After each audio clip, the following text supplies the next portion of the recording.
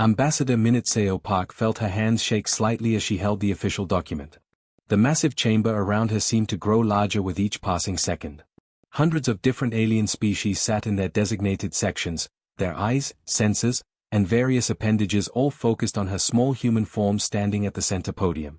The crystalline walls of the Galactic Council chamber reflected the soft blue light from the artificial star that powered the station. Minute had walked these halls for 5 years as humanity's representative. She had made friends here, shared meals with beings from distant worlds, and worked together on projects that benefited everyone. Today, all of that was ending. Honored delegates of the Galactic Council, she began, her voice amplified by the translation systems that converted her words into thousands of different languages simultaneously. For 50 years, humanity has been proud to call itself a member of this great alliance. We have contributed our knowledge, our resources, and our dedication to the common good of all species. She paused, looking around the chamber. In the front rows sat the elder species, the Thorians with their purple tentacles that moved like underwater plants, the crystalline Zephyrians whose bodies chimed softly when they communicated, and the massive Gordak whose rock-like forms had witnessed the rise and fall of entire civilizations. You have summoned me here today to deliver an ultimatum, Minute continued, holding up the document. You demand that humanity cease all research into dimensional anomalies, wormhole navigation, and what you call reality manipulation technologies. You claim our scientific curiosity poses a threat to galactic stability. A ripple of movement went through the chamber. The Thorian delegate in the front row, Ambassador Velnuth, raised one of his tentacles. His translator device crackled to life. Ambassador Park, your species has shown a disturbing pattern of pushing into areas of science that should remain untouched. In the past decade alone, you have caused 17 minor spatial distortions and 3 near-catastrophic dimensional tears. Dr. Jun-Ho Kim, who stood beside Minute as humanity's chief science advisor, stepped forward with his data pad. The device projected holographic images showing various human achievements. Delegate Velnuth, those same experiments led to breakthroughs that solved problems your species had struggled with for thousands of years. We helped the Hydrus develop underwater cities that could withstand their planet's crushing depths. We showed the Vex how to create hive-mind communication across vast distances. We taught the Centauri how to harness their triple-star system's energy safely. The Serpentine Valadian representative hissed from her position in the middle section. Her scaled body coiled around her speaking platform as she spoke. Dr. Kim, your achievements are acknowledged, but your methods are dangerous. Last year's experiment near the Kepler system created a gravitational anomaly that affected 17 different worlds. Our calculations show that if you had been slightly wrong, you could have collapsed an entire star system. Minute felt a wave of frustration wash over her. She had heard these arguments many times before.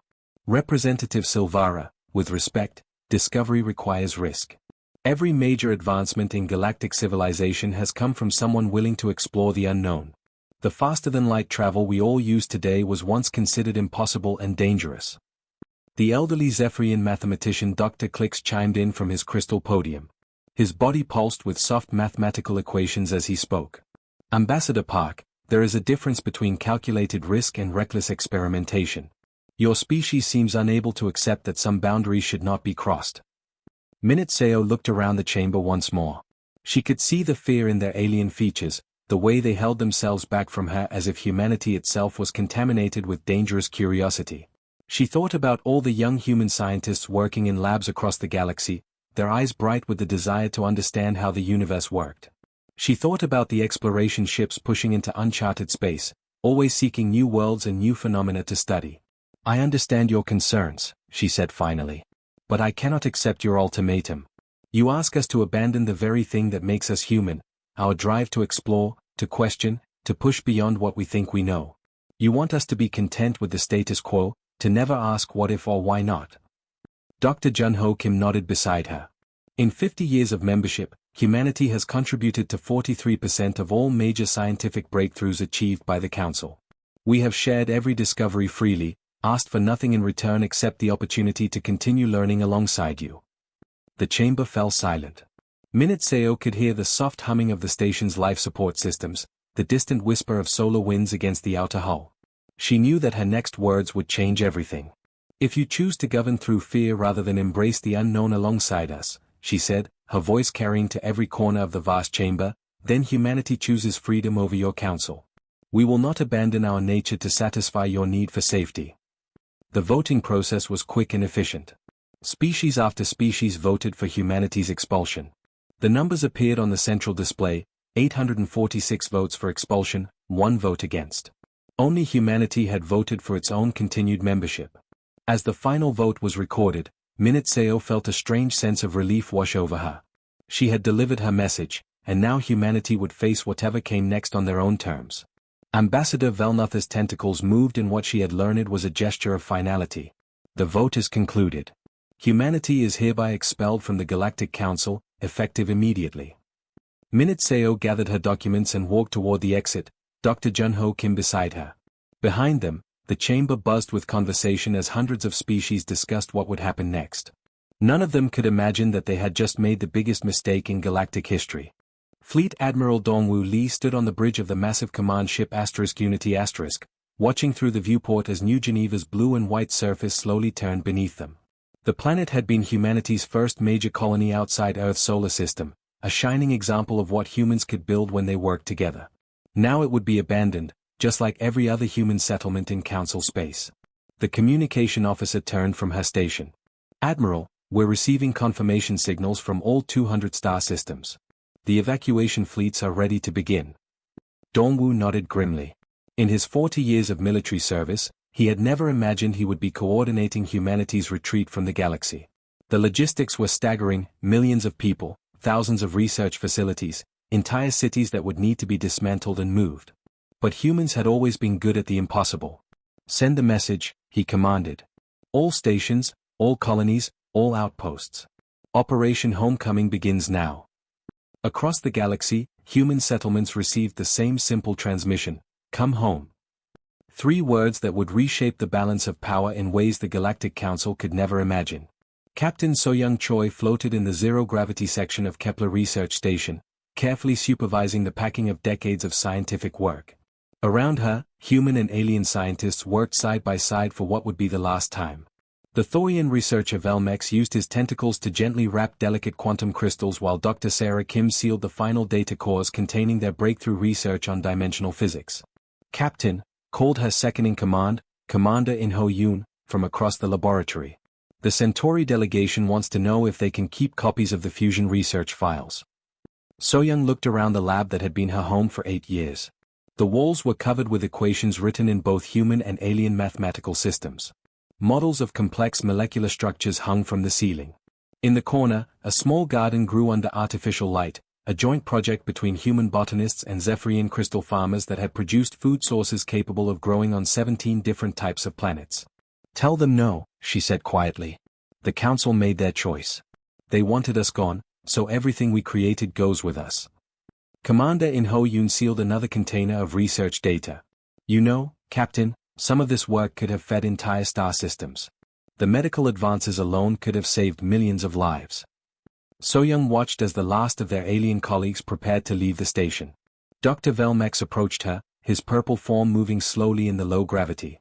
Captain Choi, I want you to know that not all of us agreed with the Council's decision. Your species brought wonder to our work. I know, Velmex, she replied, placing a gentle hand on one of his tentacles. But your people chose safety over discovery. That's not wrong, it's just not who we are. As the alien scientists departed, Soyoung felt a deep sadness settle in her chest. They had accomplished so much together, cured diseases, solved energy crises, unlocked the secrets of space and time. Now all of that collaboration was ending because fear had won over curiosity. Their loss, Commander In-ho Yoon said as he watched the last alien shuttle leave the station.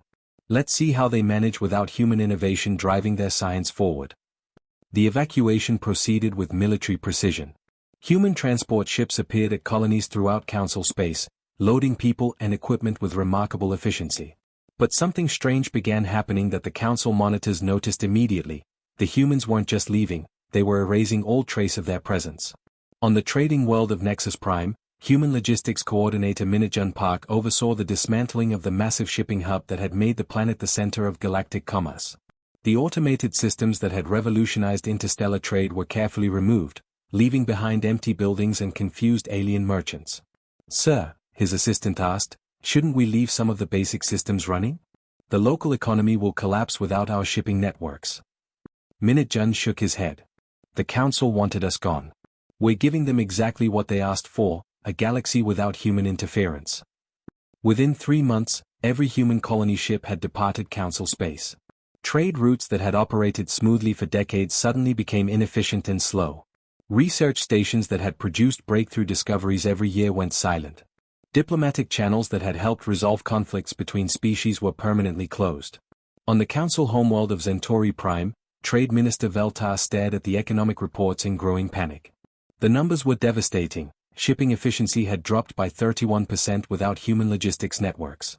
Manufacturing output was down 18% without human industrial innovations. Even basic communication between distant worlds had become more difficult without the human-designed relay systems.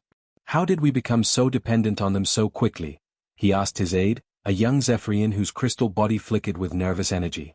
It wasn't quick, sir, the aide replied. It happened over 50 years. Their innovations became so integrated into our systems that we didn't realize how much we relied on them. But the most disturbing reports came from the monitoring stations throughout the galaxy. Chief Scientist Dr. Klix of the Zephyrian Institute called an emergency meeting with the Council's top researchers. His ancient crystal form pulsed with equations as he spoke. Colleagues, we have a problem that defies explanation. According to our deep space sensors, humanity hasn't just left Council space, they've disappeared from our reality entirely. No ship signatures, no communication signals, no energy readings that match human technology. It's as if 6 billion humans and all their technology simply ceased to exist. The room fell silent. Dr. Klix projected holographic star maps showing the areas where human colonies had been located. Where once there had been bustling settlements and research stations, now there was only empty space. The energy signatures don't match destruction or displacement, Dr. Klix continued. The quantum readings suggest something far more disturbing. They indicate that the humans have somehow moved outside our dimensional framework entirely. As the months passed, the galaxy began to realize the true scope of what they had lost. Without human curiosity driving discovery, scientific advancement slowed to a crawl. Without human innovation, technology development nearly stopped. Without human diplomacy, old conflicts began to resurface between species. The Council had gotten exactly what they wanted, a stable, safe galaxy free from reckless human experimentation. They just hadn't realized that stability and stagnation were the same thing. Dr. Klix moved slowly through the corridors of the Zephyrian Institute, his ancient crystal body dimmed with age but still pulsing with the mathematical equations that had made him the galaxy's most respected scientist. 23 years had passed since the humans left, and every day he felt the weight of their absence more heavily. His assistant, a young Zephyrian named Talwen, floated beside him carrying data tablets. Dr. Klix, the Council is ready for your presentation. Are you sure you want to deliver these findings personally? The old scientist's body flickered with a pattern that meant determination in Zephyrian culture. Young Talwen, some truths are too important to delegate. The Council needs to hear this from someone who lived through the golden age of discovery. The emergency council session had been called after reports of problems from across the galaxy. As Dr. Klix entered the great chamber, he noticed how different it felt from the days when humans had been present. The energy was lower, the discussions more cautious, the sense of possibility that had once filled these halls replaced by careful conservatism. Council Speaker Mordun's crystalline form chimed softly to call the session to order. Dr. Klix, please present your analysis of our current scientific and economic situation. Dr. Klix activated his presentation device, and holographic charts filled the air above the chamber. The numbers glowed in stark, undeniable reality. Honored delegates, I have spent the past year compiling data from every major research institution in our galaxy. The results are deeply troubling. The first chart showed a dramatic decline in technological progress. Since humanity's departure 23 years ago, our rate of technological advancement has decreased by 67%. We are making new discoveries at barely one-third the pace we maintained when humans were part of our civilization. Murmurs of concern rippled through the chamber. Dr. Klix continued with his next display. Of the 847 major scientific breakthroughs achieved in the century before human expulsion, 634 involved direct human participation or were inspired by human research methods. They didn't just contribute to our science, they drove it forward. Trade Coordinator Yexani, a tall insectoid from the Vex Collective, clicked her mandibles nervously. Dr. Klix, the economic data supports your findings. Galactic economic growth has completely plateaued. Innovation in shipping, mining, and manufacturing has virtually ceased. We're using the same technologies and methods we used 25 years ago. The chamber fell quiet as the implications sank in. For species that measured progress in centuries or millennia, 23 years of stagnation was alarming but not catastrophic. However, the trend suggested something far worse, that without human curiosity and innovation, their civilization had stopped growing entirely. Explorer Captain Thonvel of the aquatic hydras requested permission to speak. His water-filled environmental suit bubbled softly as he moved to the speaking platform. Delegates, I must share something that illustrates our current predicament perfectly. Captain Thonvel activated his own display, showing readings from deep space sensors near the Hydra's homeworld. 3 months ago, our patrol ships detected an unknown quantum phenomenon in the outer reaches of our system. The energy signatures don't match anything in our databases. The readings suggest it might be some kind of naturally occurring dimensional gateway. The chamber stirred with interest. Such discoveries had once been routine when humans were part of their civilization. Captain Thonvel continued, in the past, we would have immediately contacted the human research teams. Their quantum physicists would have been excited to study something new and unknown. They would have sent ships within days, worked with our scientists to understand what we were seeing. His suit bubbled more rapidly as emotion colored his voice. Now, we have no idea where to begin. Our own physicists are trained to work with known phenomena, not to explore something completely new. We've been studying this anomaly for 3 months and have learned nothing. We're too afraid to get close to it because we don't understand what it might do. Dr. Clicks nodded sadly. Captain Thonvel's experience is not unique. Across the galaxy, we're encountering phenomena that we simply ignore because we lack the courage and curiosity to investigate them. We've become a civilization that fears the unknown instead of embracing it. Council Speaker Mordun's form flickered with patterns of deep concern. Dr. Clicks, in your research, have you found any trace of human activity? Any sign of where they might have gone or what they're doing? The old scientist's body dimmed noticeably. This was the question he had been dreading. Council Speaker, that may be the most troubling finding of all. In 23 years, our deep space monitoring networks have detected no human ship signatures, no communication transmissions, no energy readings that match human technology. The chamber became absolutely silent. Every delegate leaned forward, waiting for the conclusion they all feared to hear. It's not just that they left council space, Dr. Clicks continued slowly. Our sensors cover 96% of the known galaxy. If humans were still using technology similar to what they had 23 years ago, we would detect them somewhere. The fact that we find no trace suggests either they have developed stealth technology so advanced that it's invisible to all our detection methods, or... He paused, his crystal form pulsing with equations that hurt to contemplate. Or they have moved beyond our dimensional framework entirely. They may have left not just our space, but our reality. Trade Coordinator Yexana's compound eyes reflected the chamber's lights nervously. Dr. Clicks, what does that mean for us? If the humans have somehow transcended our physical universe, what does that say about our own limitations? The old scientist looked around the chamber at representatives of 846 different species, all of them now united in their growing realization that they had made a terrible mistake. It means, Coordinator Yexani, that while we chose safety and stagnation, humanity chose to continue growing. They may have become something we can no longer understand. Council Speaker Mordun's crystalline form chimed with a note of deep regret. The question that haunts me, Dr. Clicks, is whether we chose stability, or whether stability chose us. And whether it's too late to choose something different. The session ended in silence, with 846 species contemplating a galaxy that had become safer, more stable, and infinitely smaller without humanity's presence in it. Mining Captain Zolvek had been working the asteroid fields near the Andorian Nebula for 30 years.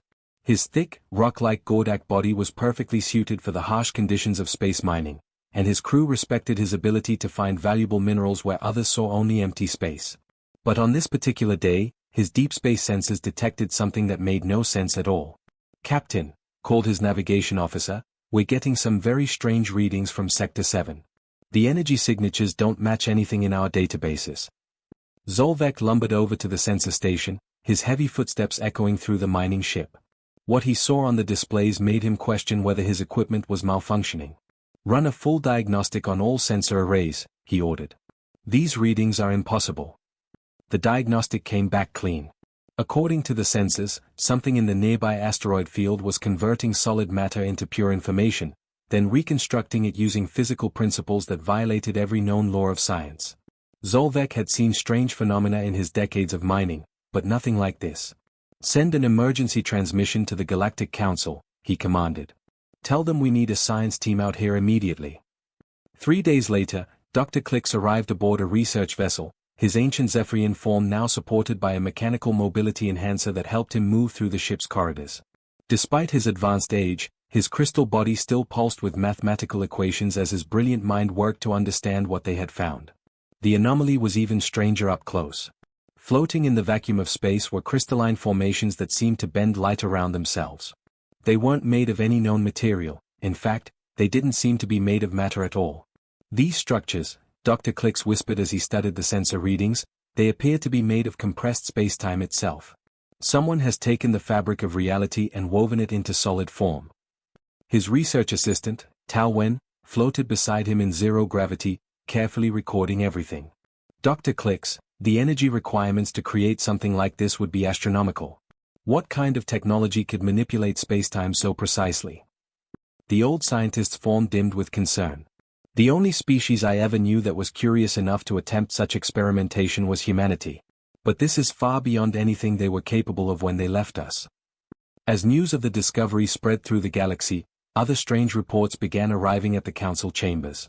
Deep space sensor arrays throughout the galaxy had been detecting fragments of mysterious transmissions for months, but no one had thought to analyze them until now. Cryptographer Senthai of the Vex Collective had spent her entire career decoding alien languages and mathematical systems. Her compound eyes could process multiple data streams simultaneously, making her the galaxy's expert at breaking unknown codes. But the transmissions fragments were unlike anything she had ever encountered. Council delegates, she reported during an emergency session, I have been working for 4 months to decode these transmission fragments. The mathematical equations embedded within them are incomprehensible. She activated a holographic display showing the complex formulas. They're using dimensional variables that reference realities parallel to our own. The mathematics assume the existence of infinite alternate universes and treat travel between them as a basic engineering problem. Trade Coordinator Yexana's mandibles clicked nervously. Senthai, are you saying these transmissions are discussing travel between different dimensions? Not just discussing it, Senthai replied, her compound eyes reflecting the holographic equations. These appear to be routine engineering reports, as if interdimensional travel has become commonplace for whoever is sending them. The most disturbing discovery came 2 weeks later when long-range scout Palmori was conducting a routine survey mission in the Outer Rim territories. She was a Centauri explorer known for her careful attention to detail and her ability to spot anomalies that others missed. Control, this is Scout Palmori, she transmitted from her small exploration craft. I'm at the coordinates where the human colony of New Horizon was located 50 years ago. You need to see what I'm finding here. The response from Council Control was immediate. Scout Palmori, our records show that system was abandoned during the human withdrawal. Are you seeing debris from old settlements? Palmori's voice carried a note of awe and fear. Negative, Control. The star system isn't destroyed or abandoned. It's been relocated. The entire system, the star, all 6 planets, the asteroid belt, everything, has been moved to a different dimensional frequency. Her instruments were detecting quantum signatures that shouldn't exist. The space where New Horizon star system had been located for billions of years now contained something that her mind struggled to comprehend. It wasn't empty space, but it also wasn't normal space. The readings suggested that reality itself had been folded, and the star system had been placed somewhere else entirely. Control, I'm transmitting all sensor data. The energy signatures indicate that whoever did this has technology capable of manipulating the fundamental forces of creation itself. Back at the Galactic Council, Dr. Klix received Palmori's data transmission and immediately began running calculations. What he discovered made his ancient crystal form flicker with patterns of shock and disbelief. Talwen, he called to his assistant, check my mathematics. I want to be absolutely certain these numbers are correct. After an hour of verification, Talwen confirmed what Dr. Klix had calculated. Dr. Klix, according to these energy readings, moving an entire star system would require the ability to harness and direct more energy than our entire galactic civilization produces in a century. The old scientist's body pulsed with equations that hurt to contemplate. Not just harness it, Talwen. The precision required to move a star system without destroying it suggests complete mastery over the forces that hold reality together. Gravity, electromagnetism, the strong and weak nuclear forces, whoever did this can manipulate them all with perfect control. Council Speaker Mordun called another emergency session. As the delegates gathered, the atmosphere in the chamber was thick with fear and wonder. The comfortable assumption that they understood the universe around them had been shattered. Dr. Clicks, Council Speaker Mordun's crystalline form pulsed with urgent patterns. Based on all the evidence we've gathered, what is your conclusion? What have the humans become? The ancient scientist looked around the chamber at representatives of 846 species, all of them now forced to confront a truth that challenged everything they thought they knew about the limits of technology and the nature of reality itself. Council Speaker, Dr. Clicks replied slowly, I believe humanity has transcended the boundaries of our physical universe. They have become something that we can barely comprehend, beings capable of reshaping reality itself according to their will. The chamber fell silent as the full implications settled over them. 50 years ago, they had expelled humanity for being too curious, too willing to push dangerous boundaries. Now it appeared that humanity had pushed those boundaries so far that they had moved beyond the reach of ordinary physics. The regular council session was discussing grain shipments to the outer colonies when reality began to break apart above their heads. Council Speaker Mordun was reviewing trade reports when the first crack appeared in the air itself. It started as a thin line of pure darkness hanging 20 feet above the chamber floor, no bigger than a pencil mark. But within seconds, it began to widen, and through the growing gap, the assembled delegates could see impossible things. Galaxies spun past like leaves in a wind. Star systems folded into geometric shapes that hurt to look at. Colors that had no names painted landscapes where the laws of physics seemed to work differently. It was as if someone had cut a window into the fabric of space and time itself. Emergency protocols. Mordun commanded, his crystal form flashing alarm patterns. Evacuate the chamber immediately. But before anyone could move, the tear in reality grew wider, and through it stepped a figure that made every delegate freeze in terror and wonder. Captain Enna Younghan emerged from the dimensional rift, but she was no longer entirely human in any way the council could understand. Her body flickered and shifted, sometimes appearing solid and familiar, other times seeming to exist in several different realities at once. When she moved, trails of starlight followed her movements, and when she breathed, tiny universes seemed to sparkle in the air around her. Behind her came Ambassador Taiminit Seo, walking calmly as if stepping through holes in reality was the most natural thing in the world. His eyes held depths that seemed to contain entire galaxies, and when he looked at the terrified delegates, they felt as though he was seeing not just them, but every possible version of them that existed across infinite dimensions. Honored delegates, Ambassador Seo spoke, and his voice seemed to come from everywhere and nowhere at once, echoing through dimensions that stretched beyond counting. We have returned. The chamber fell into absolute silence. Dr. Clicks, now so ancient that his crystal form was more memory than substance, struggled to make sense of what he was seeing. His mathematical mind, which had spent decades trying to understand the impossible phenomena left by humanity's departure, could barely process what stood before them now. What have you become? Dr. Clicks managed to whisper, his voice barely audible through his failing translation systems. Captain Enna Younghan turned toward the old scientist and smiled. For a brief moment, her form solidified into something recognizably human, a woman with kind eyes and the bearing of someone who had seen wonders beyond imagination. Dr. Clicks, do you remember why you expelled us from this council 50 years ago? The ancient Zephyrian's form flickered with painful memories. You were too curious. Too willing to push boundaries that we believed should remain sealed. We feared your experiments would destroy us all.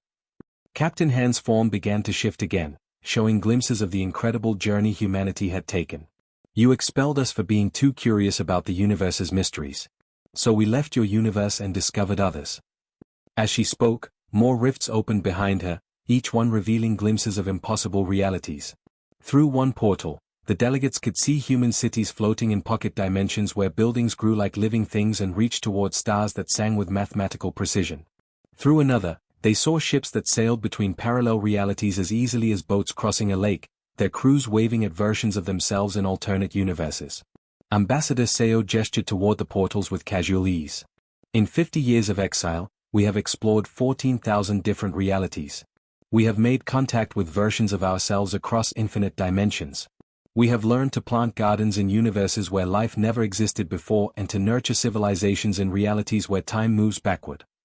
A new figure materialized beside them, Fleet Admiral Hyun Woo Kang, wearing a uniform decorated with rank insignia that seemed to shift and change, displaying symbols from military organizations that existed in dimensions the Council couldn't even imagine. His presence radiated authority that came not from commanding ships or planets, but from coordinating operations across multiple universes simultaneously. "We have become gardeners of infinity itself," Admiral Kang explained, his voice carrying the weight of someone who had seen the birth and death of entire realities. "While you chose to remain safe in your single dimension, we learned to tend forests of possibility that stretch across every universe that ever was or ever could be." Trade Coordinator Yexani found her voice trembling as she spoke. But why have you returned? What do you want from us?"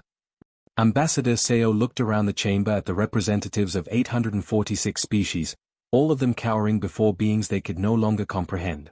For a moment, his expression showed something that might have been sadness for what they had all lost.